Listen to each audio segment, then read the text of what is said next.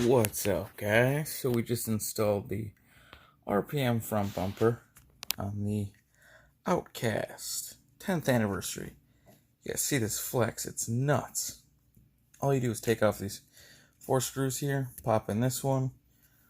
You had to remove the front bumper, so that unfortunately is no longer. So that sucks, but I mean the flex on this thing is mad crazy.